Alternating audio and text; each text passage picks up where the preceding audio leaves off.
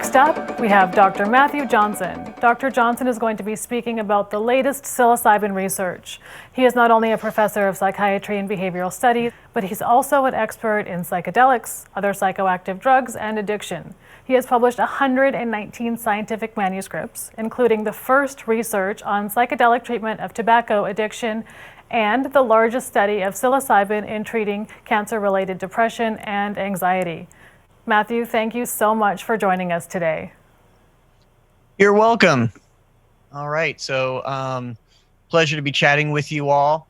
I'm going to tell you a little bit about some of the work that's been done with psilocybin in recent years, both that I have conducted at Johns Hopkins as well as some colleagues elsewhere. So let's see. First, just by way of disclosures, I am an advisor to several companies developing psychedelics or psychedelic-related compounds as medicines. So psilocybin, of course, is the active agent in over 200 species of mushrooms, mostly in the psilocybe genus, and that number keeps growing as mycologists discover new species of mushrooms containing psilocybin. It's a classic psychedelic, meaning it's in the same category as LSD, mescaline, and dimethyltryptamine in terms of the way it works. And specifically, it works by targeting a very specific subtype of serotonin receptor called serotonin 2A and having agonist or activating effects on that receptor system. So the ritualistic use of psilocybin dates back not only historically but prehistorically. I'm showing you in the center and the left artifacts dating back to from several hundred to 1,000 or 2,000 years ago in Meso and South America. But on the right, I'm showing you a cave painting from Northern Africa dating back to around 9,000 years ago, all suggestive of sacramental use of psilocybin mushrooms. So fast forward a few millennia and we get to the 40s through the 1970s. Psychedelics were intensely investigated as research tools and therapeutics. And in terms of the therapeutic applications, the most promising findings were for LSD in the treatment of cancer-related distress, largely terminal patients, and treatment of alcoholism. And then there were the dark ages. So despite some promising early findings, there was this decades-long dormancy that we started to get out of around the year, the early 2000s, and it's been slowly creeping up. But this dormancy was largely a reaction to some of the very real casualties that showed up in the illicit use of psychedelics, largely LSD. A lot of people showing up to emergency departments having bad trips with pretty high doses of LSD, but also to the sensationalism that failed to, in the media, that failed to differentiate what we were seeing in the illicit use from the more controlled use of these compounds with safeguards in the clinical laboratory. So then we're in the age of a psychedelic research renaissance, or you could call it an age of enlightenment. What I'm plotting for you here are the PubMed hits, or the scientific papers from the large scientific database of PubMed, showing whether psychedelic or hallucinogen show up in the title of the paper. And you can see a steady baseline for decades going back to the 80s, and that's starting to creep up in the early 2000s, around the time that I started research with psychedelics 17 years ago. So I don't have a lot of time to spend on this, but there's definitely a dark side. I've published extensively about this over the years. I'd refer you to these publications from 2008 and 2018. Just to name a couple of the biggies, certainly people with psychotic disorders or identifiable predisposition for those disorders. So this is like schizophrenia, for example. Appears that they shouldn't be exposed to these compounds, that it could destabilize them and worsen their disease state. And then the other big one is the so-called bad trip. So the fear, anxiety, confusion that can happen at a high dose of one of these compounds like psilocybin. And that can be managed in a clinical setting, but it can certainly and sometimes leads to dangerous behavior in illicit use. Most illicit use does not result in problems, but sort of like not wearing your seatbelt on any given, circumstance, the person's likely to be okay, but you look at the stats and there's a clear signal to sometimes there is harm that comes from these difficult experiences. We characterize them as challenging experiences in clinical research. Often these experiences are extremely valued in the long term and can be helpful. One of the harms that's typically there for a drug of abuse that's not there for psilocybin and the other classic psychedelics is that although it can be abused, which means to say it can be used in a dangerous way that can cause harm to the self or to others, it certainly doesn't appear to be a drug of addiction, so it doesn't lead to compulsive drug seeking, self-control problems.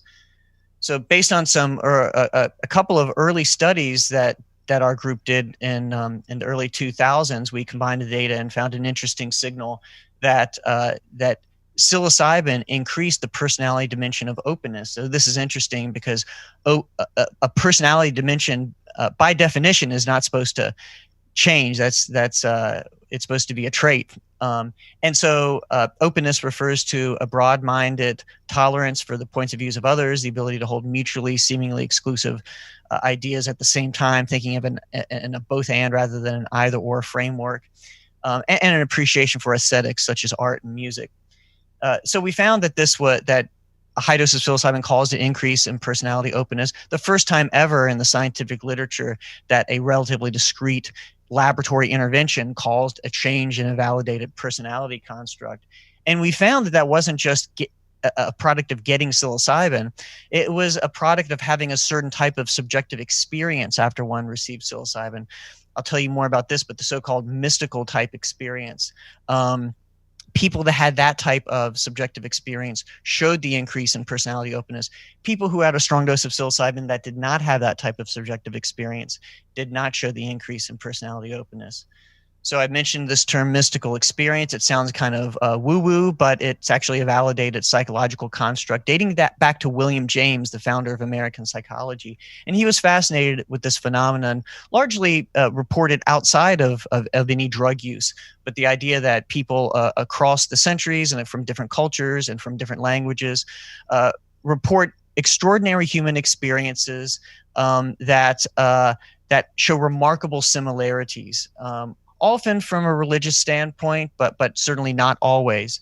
And these commonalities are reporting a sense of unity, such as all being one with the world, an overall positive mood, a sense of transcending the domains of time and space, and finally the sense of ineffability, or the idea that the experience is profoundly beyond words. And so I'll move into our therapeutic work. So we published this a few years back. This has been the largest trial of psilocybin in treating cancer patients with anxiety and depression. These were 51 patients. They all had life-threatening cancer. About a third reported met criteria for a disorder associated with depressive symptoms, about a third with anxiety symptoms, and about a third had a mixture of both. It was a crossover design, meaning everyone got both the real deal high-dose psilocybin and a trivial dose of psilocybin, which was essentially meant to function as a placebo. So people were simply randomized into which they received first. So one group got the high dose first. We followed up with symptoms 5 weeks later, and then they got the trivial dose or low dose second. And then we followed up 5 weeks after that, and the other randomized group got the opposite order. And then we finally had a 6-month follow-up where we assessed symptoms. I'm showing you just a couple of our number of measures, our gold standard depression scale and anxiety scale. This is from the Hamilton inventory. People came in on both scales at a clinically severe level of depression and anxiety. After that first session, so post one on the x-axis, that's 5 weeks after the first session, you see a dramatic reduction in the people that have had the high dose. You also see a pretty good reduction in the people in the trivial dose group, probably through the placebo effect and also the strong rapport building we do before sessions. But nonetheless, 5 weeks after the second session, now everyone has had the real deal high dose, whether it's 5 or 10 weeks ago. And now you see both randomized groups down to that very low level of suffering. And it's strange enough to see those symptoms last after one medication administration 5 weeks later. It's even stranger to see those reductions persist for 6 months at the 6-month follow-up. Following along that same theme with the healthy normal research with the personality openness I showed you, we found that the reductions in long-term reductions in anxiety and depression were significantly correlated with the degree of mystical type experience as measured on the session day. And this held up above and beyond controlling for just the sheer strength of the drug effect for the person. So it's not just in our hands. Our colleagues at New York University reported a very similar finding with a slightly different design with 29 participants. Won't go into the details, but they found large-scale reductions in depression and anxiety long-term that were of a very similar effect size. So these were, statistically speaking, large or even quote-unquote huge effects by standard conventional terminology, very large effects. So it's not just in cancer patients. Our colleagues at Imperial College London published an open label single group pilot study showing long-term reductions in depressive symptoms in people with major depressive disorders. So again, not cancer patients. And then our group recently published in JAMA Psychiatry the first randomized trial for psilocybin in the treatment of major depressive disorder. People were randomized to receive the treatment of 2 high-dose psilocybin sessions more immediately after preparation, or to wait several weeks and have that treatment after their waiting period. And you saw that if they were randomized to wait, that the symptom levels didn't change. But if they were randomized to receive it immediately, you saw a dramatic reduction in symptoms in that group. Again, of an extremely large statistical effect size. So moving into addictions treatment, this is largely inspired by the earlier work from the 1960s, suggesting that LSD had an effect on alcoholism. Originally, it was considered sort of a mixed bag because there were some trials that didn't find a statistically significant effect, but there was a meta-analysis published almost a decade ago looking at just the trials that used LSD versus some randomized conditions, so only the randomized controlled trials, comparing it to a comparison condition of one type or another. And the results suggested from that meta-analysis that LSD nearly doubled the odds of being improved at the first follow-up. So very suggestive that this research should have been continued back in the day had the rug not been pulled out from the researchers. So that combined with one study in the literature suggesting LSD could be helpful for heroin addiction, there was this signal of cross addiction efficacy. And you combine that with the anecdotes where you name the drug of addiction. Some people out there have reported that a psychedelic has helped them overcome it. I decided, hey, let's look at cigarette smoking. Actually kills far more people than any other addiction combined by far. And it's also a great model system. It's biologically verifiable very, very easily. People generally know how much they smoke as well, in terms of cigs or number of packs a day. So this is a feasibility and safety study. We didn't have a whole lot of money for this first study. Plus, we wanted to just test the waters. These were real deal smokers. In other words, they smoked about, on average, a pack a day and had been smoking for over 30 years on average. We combined it with cognitive behavioral therapy. It was a 15-week protocol. Most of the study visits were visits involving cognitive behavioral therapy, or essentially the talk therapy that you typically get when helping people quit smoking. So things like keeping a smoking diary before they're going to quit, setting a target quit date several weeks before they quit, not just quitting on the fly, preparing the person, what happens if they slip and have one, not to sort of dwell on feelings of guilt, which can lead to more smoking. And it was 3 psilocybin sessions over an 8-week period, starting at a moderate dose, then moving to a high dose. And the first psilocybin session was on their target quit date. So this is one of our 2 biological metrics of whether they've recently smoked or not. This is carbon monoxide, like an alcohol breathalyzer, but essentially picking up on whether you've smoked or not. And all of the study visits are on the x-axis. So these were the levels before psilocybin. These were the levels after. You don't have to be a stats whiz to see probably have a before and after difference there. Another way to look at the data, the point prevalence, in other words, whether they were smoking at any given follow-up time point, that was extremely high. So 80% of participants were biologically verified as abstinent at the 6-month follow-up. That held out to 60% at an average of 2.5 years of follow-up. And so that's dramatically higher than anything that's been reported in the scientific literature. It is an open label, so it just, we can only conclude it was very promising and worthy of follow-up. And like the other lines of research, we found that the degree of mystical type subjective experience on the session day was predictive of long-term smoking cessation success. So right now we're mostly through with a randomized controlled trial for psilocybin for smoking cessation. This is an 80 treatment-seeking smokers, so they're randomized to receive either psilocybin, this time only one psilocybin session, versus the standard course of nicotine patch, both with cognitive behavioral therapy. And although it's in process, the results could certainly change, but right now things are looking very promising.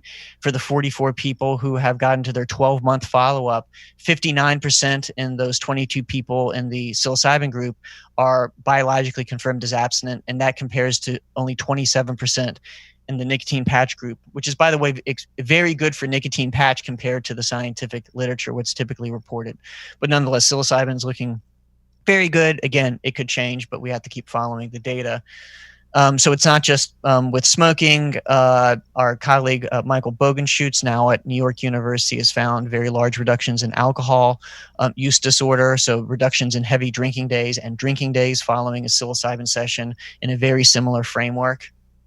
And he's now moved on to a randomized controlled trial, which I believe will be the results. It's completed soon, so hopefully we'll see results soon. I've also published several findings in the literature, just documenting the thousands of stories out there of people saying that they quit some substance or they substantially reduced because of a psychedelic experience, usually because they were just taking it for fun or for exploration, not looking to quit a substance. But we have published this on people quitting or reducing tobacco smoking, opioid use, alcohol use, methamphetamine and cocaine use, and cannabis use. So what's going on? Why would this stuff work for everything? You should be suspicious of snake oil. We have to keep following the results, but if they hold up, it points to potential common mechanisms. In other words, what's the common thread between these nominally discrete disorders that is being affected by psilocybin? So I would argue one way to frame that is that in all of these disorders, there's a narrowed behavioral and mental repertoire. I think of it as addiction broadly defined, whether it's addiction to a substance or addiction to thinking about yourself in a certain way, as in depression. And another way to put that is how Michael Pollan credited me with this in his recent book, How to Change Your Mind, about psychedelic research. He called it, well, I apparently called it the dope slap effect. It doesn't sound very scientific, but I think it's pointing us towards something. Johnson says that that psychedelics can be used to change all sorts of behavior. The key is in their power to occasion a sufficiently dramatic experience to dope slap people out of their story. So opening a mental window of flexibility where they can let go of their normal models of organizing reality. So let go of this idea that they're addicted, or the frame of mind they've been in their depressive episodes. So lots of future directions. There's literally hundreds of compounds that need to be explored in this area, aside from psilocybin and MDMA and LSD, which are some of the few that have been examined in recent decades. And different disorders involving narrow behavioral repertoire. We're starting studies with a number of these. We're looking at people with early stage Alzheimer's disease right now who have mood problems from that. We're doing work with anorexia. I'm starting work on PTSD and opioid use disorder, both using psilocybin. I'm also starting some work on using LSD to see if we can treat chronic pain. And we also need to do experimental work expanding on psychedelic therapy. So that's referring to this way of kind of guiding people through these introspective experiences where they're prepared, they're wearing eye shades during the experience, and listening to music. So this is a method going back to the 1950s, but we essentially don't have any comparison scientific work, say comparing that to what happens if you have talk therapy during the actual psychedelic experience, rather than just sort of being there for emotional support during the experience and discussing it afterwards. So a lot of work there. One example of that, just around the edges, is we've largely used classical music, and even that hasn't been experimentally tested until recently. So I published in my group a randomized study looking to see how classical music compared to an alternative playlist of sort of complex overtone harmonic-based instruments like gongs and singing bowls and didgeridoos, that type of thing. There's also, it's important to understand psychedelic action from a basic learning perspective, both behaviorally and biologically. essentially these are learning experiences, and we need to look at it from that framework. So we need a whole lot. There's early work suggesting neuroplastic effects, but we have yet to link that as a field to the long-term therapeutic changes. So there's a whole lot, and we need to explain the mechanisms underlying those neuroplastic effects and learning effects. We need to understand integration, this kind of loose term that defines this idea that it seems helpful to discuss the experience afterwards. Is there a more systematic way to do that? What's the time course where, maybe this increased plasticity, this mental flexibility is unfolding after sessions? What should we do during that time that can optimize behavior change? And finally, there's going to be, and there are ethical challenges with using these frameworks, because oftentimes they touch upon religious beliefs. People hold them as spiritual. That can have a supernatural connotation or a secular connotation. And so we need to be very cautious in how we handle that. I recently published a commentary on how to deal with that, suggesting it's critical to let the individual client sort of wrap their own metaphysical framework around the experience, if any, rather than imposing some sort of framework and having sort of religious icons like Buddhas in the session room, which is unfortunately very common amongst psychedelic therapy research today. So we need to be thoughtful, like, how is this going to mainstream? Are we alienating people of different faiths or lack of faith? Or is this going to be disseminable in the Veterans Administration system? Is it going to be picked up by Medicare? Is it going to be covered in insurance? Or is it going to be portrayed as a religious therapy that is not covered by those entities? And finally, we need to do work to understand the basic concepts of consciousness. People say this is a dramatic change in consciousness, but we have essentially no science surrounding what that really means. And we need to be much more careful in our terminology in terms of what we mean by consciousness. So again, that's covered in my recent commentary. But that's about time for me. So I want to wrap up by just thanking a very large number of individuals that have contributed, that I'm showing you on the screen here, to these various studies that I've shown you a very bird's eye view of, and also the philanthropic foundations that have funded this research, Hefter Research Institute, also most recently the Tim Ferriss Collaborative and the Cohen Foundation, among others. So check out more about my work and my colleagues at hopkinspsychedelic.org. And yeah, that's it. Thank you.